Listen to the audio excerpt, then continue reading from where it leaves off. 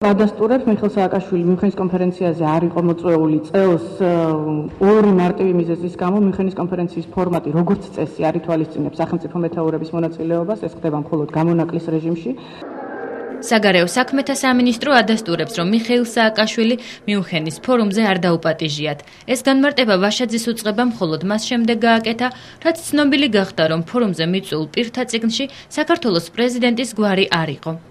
პრეზიდენტს რა თქმა უნდა გამოეყენებინა ეს შანსი, თუ ის იქნებოდა დაპატიჟებული.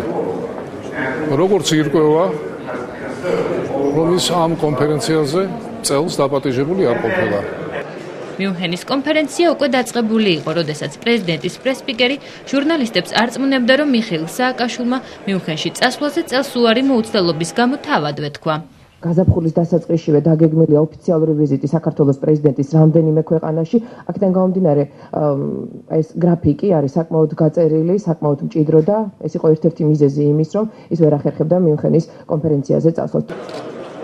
საქართველოდან მიუნხენში საგარეო საქმეთა მინისტრი გრიგოლ ვაშაძე და ალიანსის საქართველოსთვის ლიდერი ირაკლი ალასანია იმყოფებოდნენ. საქართველოს ხელისუფლება მიუნხენის 44 საერთაშორისო კონფერენციაზე ალიანსის მიწვევის ფაქტს კატეგორიულად უარყოფდა. რატომ დამალა პრეზიდენტის ადმინისტრაციამ სიმართლე და რატომ აღმოჩნდა უხერხულ ვითარებაში საგარეო საქმეთა სამინისტროსთან ერთად? შეფასება ჩვენ პოლიტიკურ ექსპერტს გოგი ხუციშვილს ვთხოვეთ. უნდა იყოს ერთი მკაფიო ინფორმაცია, ან იყო მიწვეული, ან არ იყო მიწვეული და პრეზიდენცია და ადმინისტრაცია ესე ამის შესახებ უნდა იძლეოდეს სუსტ ინფორმაციას. აუცილებელია, რომ რაც შეიძლება მაღალი დონის წარმომადგენლობა ასეთ კონფერენციებზე იყოს საქართველოს მხრიდან. გვახსოვს ორი წლის წინ იქ რამდენი ვთქვათ სახელმწიფოს მეთაური იყო ჩასული და რამდენებარი სიტყვით გამოვიდა რუსეთის მაშინდელი პრეზიდენტი ვლადიმერ პუტინი. ყველა ელუდაბოდა, ესე იგი წელს როგორ იქნებოდა ეს და მაგრამ წელს აღმოჩნდა ისე რომ მაინც ბევრი სახელმწიფოს მეთაური მაგ კონფერენციაზე ჩასული არ არის.